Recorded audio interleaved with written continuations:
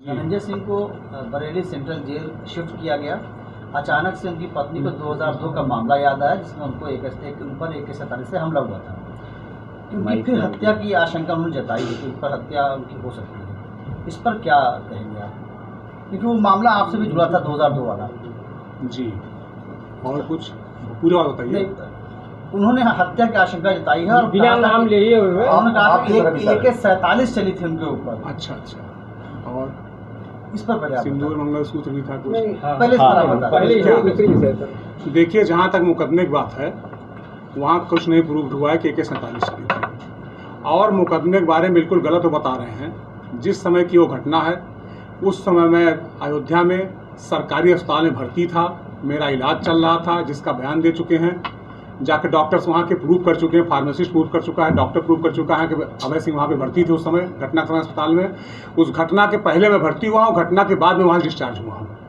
दूसरी चीज़ ये है कि जिस गाड़ी पे वो गोली चलने की बात कर रहे हैं, जो कि एक फैब्रिकेटेड केस है, उन्होंने फैब्रिकेट किया था, उस गाड़ी पे कभी कोई गोली चली नहीं। जो नंबर उन्होंने गाड़ी बताया है उस नंबर पे कोई सफारी गाड़ी है ही नहीं। उस नंबर पे एक JCB मशीन रजिस्टर्ड है, जो कि महाराष्ट्र से आकर के यहाँ कोर्ट में बयान दे चुका है कि हाँ MH04B 5817 नाम की कोई गाड़ी नहीं थी, जो FIR में है, जो चार्जशीट में है, जो इनके 161 के बयान में है, जो हर जगह कहा गया है, और उस नंबर पे JCB मशीन रजिस्टर्ड है। तो इसके मतलब मुकदमा फैब्रिकेटेड थे। अगर ऐसी कोई नंबर गाड़ी डाल रखना चाहते, चोरी गाड़ी चल रहे हैं, वो सिर्फ खुद गोली चला करके मुकदमा लिखा दिया। विधायक जी, ये बताइए कि कल उन्होंने कहा कि उनका मंगलसूत्र और सिंदूर ये जो है खतरे में है। उन्होंने प्रधानमंत्री के एक बयान को कोट किया और कहा कि उनकी आशंका है कि हत्या की जा सकती है। देखिए, ऐसा है, इसको किस प्रकार से देखते, कहीं कहीं वो भी आपके ऊपर जो है वो भली महिला हैं, भद्र महिला हैं, हम उनका सम्मान करते हैं। लेकिन चूंकि वो बाहर से दूसरे प्रदेश से आई हैं, तो वो इनके बारे में नहीं जानती क्या थे, इनका अतीत कैसा था, किस तरीके से थे। आपको शायद नहीं मालूम है, पूरे उत्तर प्रदेश से चाहे डॉक्टर हो, चाहे इंजीनियर हो, उनके पति का हत्या हुई। उनकी पत्नी आज भी अपने सिंदूर को पोत चुकी है, मंगलसूत्र उनका टूट चुका है। चाहे लखनऊ में गोपाल शरण श्रीवास्तव इंजीनियर की हत्या की हो इन्होंने, उसमें उसकी पत्नी का रोना बिलखना आज तक आपको पुरानी वीडियोस देखिए तो उसको पता चले किस तरीके से पत्नी रो रही, बिलख रही, परिवार रो रहा, बिलख रहा है। इसी प्रकार डॉक्टर बच्ची लाल, जो कि अनुसूचित जात के थे, दलित समाज के थे, उनकी हत्या हुई। उनका परिवार किस तरीके से बिखर गया, रोता रहा, टूटता रहा, बर्बाद हो गया। हमारे गाँव का लड़का संतोष सिंह था, उसकी माँ की कोख सूनी हो गई, उसको उन्होंने जहर दे करके मार दिया। उसका रोना बिलखना का किसी को याद नहीं है। इसके अलावा अभी आप लेटेस्ट देखिए, रानू सिंह हैं, रानू सिंह के पति अजीत सिंह की लखनऊ में हत्या हो गई, जिनके हत्यारे इनके पिता के फ्लैट पे लखनऊ में थे, जो कि उसमें मुलजिम बनाए गए। उनका रोना बिलखना, उनका सिंदूर का पूछना, उनका मंगलसूत्र टूटना किसी को याद नहीं है। तो आज ये सब देखिए, उन्होंने जो बयान दिया वो एक स्क्रिप्टेड था, लिख करके भेजा गया था, आपके सामने उन्होंने पढ़ दिया। उनको भली महिला हैं, उनको उत्तर प्रदेश बारे में कोई जानकारी नहीं है। जो उनके पति ने बताया, ये सूचना दिया, वो उन्होंने कह दिया। बाकी आप देख रहे हैं कि सिंदूर किसका पूछा जाता है, मंगलसूत्र किसका टूट रहा है, इसकी जानकारी उनको नहीं है। जिसके लिए वो कह रही हैं, वो खुद दूसरे के सिंदूर पूछने वाले और मंगलसूत्र तोड़ने वाले लोगों में से हैं। अदावत है अभी। हम उनको कोई विरोधी मानते नहीं हो, तो झूठे हमारे पीछे लगे रहते हैं। उसमें उन्होंने ऐसी घटना फैब्रिकेट इसलिए किया कि हम पे हमला करा सके, पुलिस से एनकाउंटर करा सके। क्योंकि यहाँ पे जब वो रहते थे तो नाना उससे हमारे MP थे, इन पे इनाम घोषित था 50,000 रुपये, यही जो इंजीनियर हत्याकांड था। और वो चाहते थे कि इसमें उनकी मदद की जाए। मायावती सरकार थी, भाजपा के समर्थन से बनी थी, और भाजपा के नाना MP थे, तो चाहते थे इनकी मदद हो जाए, इनका नाम निकल जाए, इनकी मदद नहीं। उसके बाद से अदावत मानने लगे हमसे, हमारे परिवार से, हमारे रिश्तेदारों से। और उसको लेकर के इतना नाराज हो गए, इतना नाराज हो गए, किस तरीके से फर्जी मुकदमे फंसा के हमारी हत्या साजिश रचने लगे। अभी कुछ दिन पहले इन्होंने अपने लोगों द्वारा लॉरेंस बिश्नोई गैंग जुड़े हुए हैं। ये लॉरेंस ने इंट्रोगेशन में कबूला भी है कि ये हमारा आदमी है, जो उत्तर प्रदेश में हमारे टोल की वसूली करता है, हमारे और एक्सटॉर्शन संबंधित काम करता है। तो लॉरेंस गैंग से जुड़ करके ये हमारी हत्या करना चाहते हैं। लगातार ये लगे रहे। आप दोनों की दोस्ती रही, लखनऊ यूनिवर्सिटी में साथ पढ़े, अचानक ऐसा क्या हुआ कि जो नहीं, हमारे साथ वो नहीं पढ़े। पहले तो आप ये जान लीजिए, हमारे वो जूनियर थे। अच्छा, वो आपकी टीम में थे? वो जो है ऐसा है, मड़ियाओं के पास महर्षि विद्या मंदिर में पढ़ा करते थे, जहाँ गोविंद ओनियाल एक शिक्षक था। उस शिक्षक की हत्या में उनका नाम आया, जात का ब्राह्मण था वो, उसके हत्या में उनका नाम आया। वहाँ से आने, वहाँ पे जब उसका नाम कटा तो आकर के यहाँ लखनऊ में जौनपुर एडमिशन ले लिए। जौनपुर एडमिशन लेने का फिर वो लखनऊ आए, तब हमको वहाँ पर मिले। और बाकी जिस तरीके से धनंजय सिंह ने किया है यहाँ पर, 2 बेलाओं के 2 निषादों की हत्या हुई थी, पिछड़ी समाज के लोग थे, उस हत्या में आज भी मुलजिम है। उनकी माँ की कोख सूनी हो गई, उसको कौन जवाब देने वाला है? उनकी पत्नी कहती बहादुर सोनकर की हत्या हो गई, बाद में मायावती जी की सरकार थी, उसने फाइनल रिपोर्ट लगा दिया, दलित समाज का था, अनुसूचित जात का था, उसकी हत्या का जवाब कौन देगा? उसकी माँ की कोख सूनी हो गई, उसकी पत्नी की मांग उजड़ गई। तो मांग उजड़ने, कोख सूनी होने और सिंदूर क्या कहते हैं मंगलसूत्र टूटने कहानी बहुत पुरानी इनसे चली आ रही है। इन्होंने कितने घरों को क्या कहते हैं कि मांग उजाड़ दिया, कितने घरों के इन्होंने मंगलसूत्र तोड़वा दिया, ये आप लोग को पता चल सकता है। आप जानेंगे तो इनका इतिहास देख के आप लोग स्वयं जानते हैं।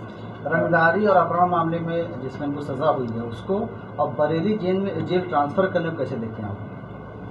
देखिए, रंगदारी और अपहरण मामले में जो सजा हुई है, अब चूंकि कोर्ट का मामला है, कोर्ट पे ये भी विश्वास करते हैं, माननीय न्यायालय का भी विश्वास करते हैं। घटना से इनकार कर रही है। कौन?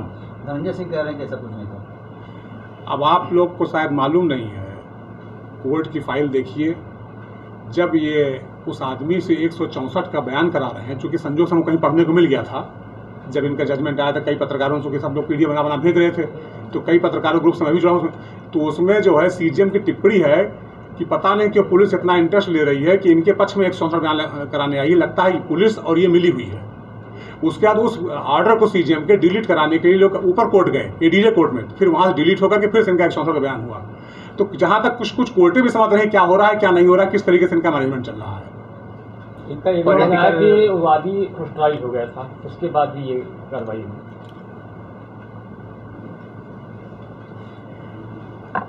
ये जितने मुकदमे छूटे हैं सब में तो हॉस्टाइल हुए हैं।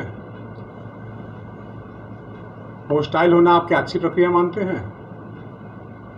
आप बताइए। आप लोग तो समाज के 14 आधार स्तंभ हैं कि आदमी को 2 घंटा आप मारा, आदमी जाकर मुकदमा लेकर बाद में कहा नहीं बाबू हमें नहीं मारी, हम बाबू का नाम गलती से लिखा दिए।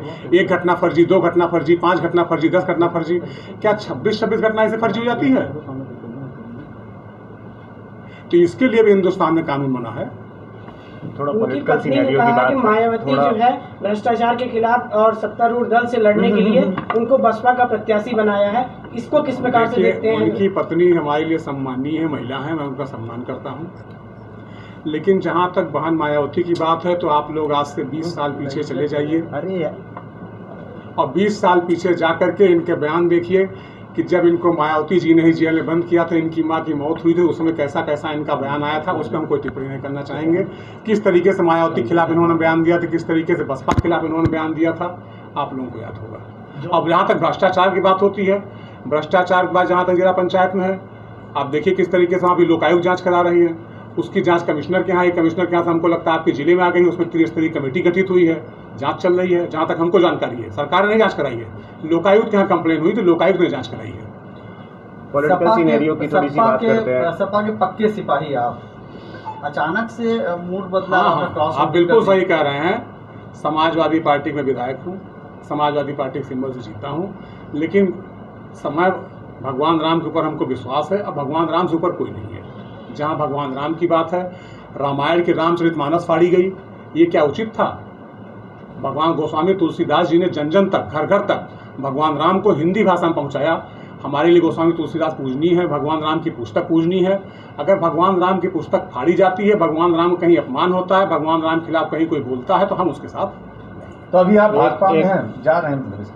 नहीं, भाजपा में हम नहीं हैं, लेकिन लेकिन हम क्या कहते हैं, मोदी जी, अमित शाह जी, योगी जी की नीतियाँ अच्छी हैं, राष्ट्र का निर्माण कर रही हैं। ये रास्ता बन रहा है जाने का भाजपा? आपके पिता, आपकी पत्नी ज्वाइन कर लिए हैं। हाँ।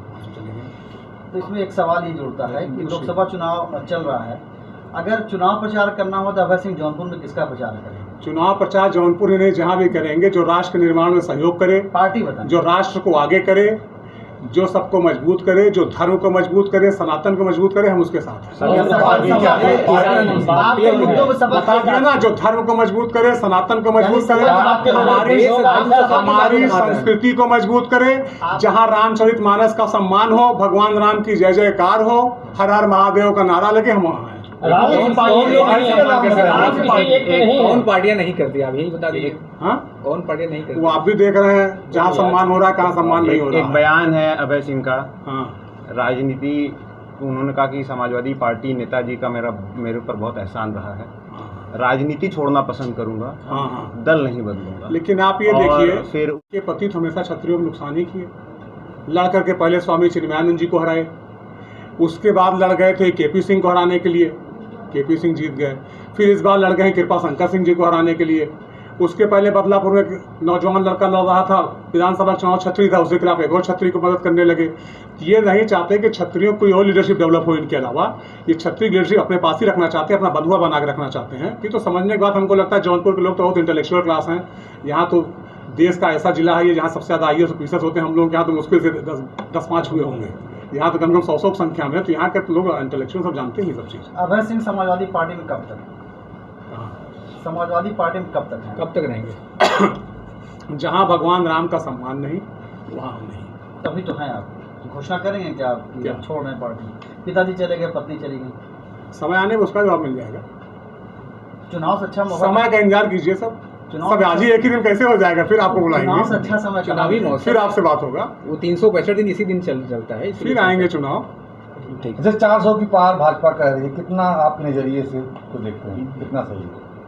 देखिए, जो सनातन को मानने वाले लोग हैं, राष्ट्र का निर्माण करना चाहते हैं, आप लोगों को याद होगा, अब आप लोग भी हैं, पिक्चर देखते हैं, फिल्म देखते हैं कि अमेरिका लड़ रहा है। अमेरिका के जो अमेरिका पे हमला कर रहे हैं उनको अमेरिकन कमांडोज दूसरे देशों में जाके मार रहे हैं, देखते हैं, बड़ी खुशी होती थी। इजराइल अपने दुश्मनों को जाकर दूसरे देशों में मार रहा है, क्या अब आपको खुशी नहीं हो रही है कि हिंदुस्तान किस तरीके से काम कर रहा है? तो मतलब बीजेपी लेकिन के इजराइल के हमले को तो भारत ने नकारा है। इजराइल सब कुछ बाहर निकल रहा है। हिंदुस्तान किस तरीके से देश के दुश्मनों को, देश के विरोधियों को खत्म कर रहा है, इसको तो आप लोग खुश होना चाहिए। और इसके लिए क्या कहते हैं, चाहे हम लोग एक ही टाइम रोटी एक खाएं। लाइन में मान लीजिए कि हिंदुस्तान सरकार से आप खुश हैं और प्रभावित हैं और समर्थन करते हैं आप? हाँ, मैंने तो कहा है, मैं मोदी जी और अमित शाह जी और योगी जी से पूरा क्या कहते हैं कि प्रभावित हूँ। तो सवाल नहीं ये- खड़ा होता ये ना, भी- सपा में कब तक है, यही तो सवाल खड़ा होता है। क्या आप समय का इंतजार कीजिए, बताएंगे। ये भी आरोप लगते हैं कि मुकदमे दोनों तरफ से दर्ज हैं, अभय सिंह के ऊपर भी दर्ज है। सजा न हो, सत्ता शासन से साठ गांठ करके किसी हाँ। तरीके से उस दबाव में अब निकलना कोई चाहते किसी को हैं। कहने को कोई रोक तो सकता नहीं कुछ। मैं जो कुछ बोलूँगा तथ्यों बोलूँगा, जिसको आप कोई प्रमाणित कर सकते हैं। जो भी चीज़ें बताऊँगा आपको, हमारे जाने के बाद भी आपके पास माइक रहेगा, हमारी आवाज़ रहेगी, हमारा चेहरा रहेगा। मैं जो बोला उसको प्रमाणित कर सकते हैं आप कहीं से भी। अखिलेश यादव से कुछ बात होती है क्या इधर के चुनाव को लेकर? नहीं, राष्ट्रीय अध्यक्ष से दूरियां हो गई, कहाँ? आप कह रहे हैं बात नहीं हुई, जब हाँ, इधर भी बात नहीं हुई हमारी। चुनाव इधर में भी चांस किया या से उस क्रॉस कितने वोटिंग के बाद से? हाँ, क्रॉस वोटिंग के इधर बाद काफ़ी समय बात नहीं हुई। दिन? ठीक है।